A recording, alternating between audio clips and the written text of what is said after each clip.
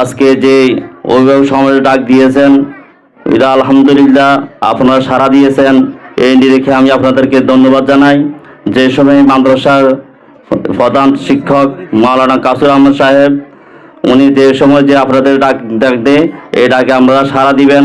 আপনাদের যদি কোনো সমস্যা থাকে ছাত্রছাত্রীদের ব্যাপারে এখানে গিয়ে পরামর্শ নেবেন, এবং আমাদের কোনো ছাত্রছাত্রীর কোনো অভিযোগ থাকলে এখানে পরামর্শ নেবেন। আশা রাখি ইনশাল্লাহ এই অল্প কয়েকদিনে কয়েক বছরে একটু একটু করে হেঁটে হেঁটে পা করে আলহামদুলিল্লাহ অনেকটা অগ্রসর হয়েছেন মাদ্রাসা। আমি আসা যাওয়ার পথে এখানে অবস্থান করি, মাদ্রাসার খোঁজ খবর নিই। আর উনিও প্রিন্সিপাল সাহেব আমার থেকে যে সময় যেটা পরামর্শ চায় আমার দ্বারা যতটুকু সম্ভব আমি দিতে চেষ্টা করি। আলহামদুলিল্লাহ উনিও যেভাবে বলি এভাবে চালাইতে চেষ্টা করে।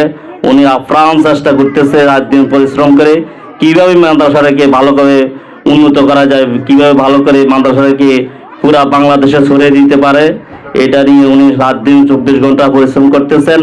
আপনারা এদিকে একটু খেয়াল রাখবেন। বছরের প্রথম শুরু জানুয়ারি থেকেই আপনারা এখানে ছাত্রছাত্রী যারা দিয়েছেন, আলহামদুলিল্লাহ আমরা তো বুঝতে পারছেন এখানে পড়ালেখার মানটা কেমন। আরও একটু ভালো করে মান দেওয়ার জন্য চেষ্টা করবেন। আপনারা সহযোগিতা না করলে সামনে অগ্রসর করা যাবে না। আপনাদের পরামর্শেই মাদ্রাসা আরও দিন তরাক্কি হবে। আমি আপনাদের কাছে আশা পোষণ করছি, মাদ্রাসার দিকে খেয়াল রাখবেন, সবসময় আসবেন।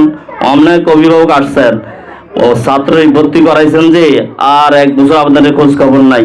মাঝে মাঝে আসবেন, আইসা তার শিক্ষকদের সাথে পরামর্শ করবেন, আলোচনা করবেন, আপনার ছেলে মেয়ের কী হাল হকিকত এগুলো জানবেন। তো না শিক্ষক শিক্ষিকারা ছাত্রছাত্রীদের প্রতি আকর্ষণ বাড়বে।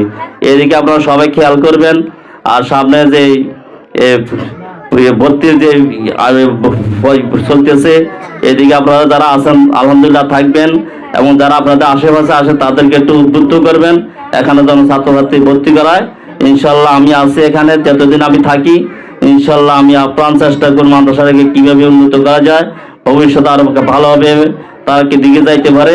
আমি ইনশাল্লাহ প্রধান শিক্ষক জনাব কাউসার সাহেবের সাথে এ নিয়ে পরামর্শ করব।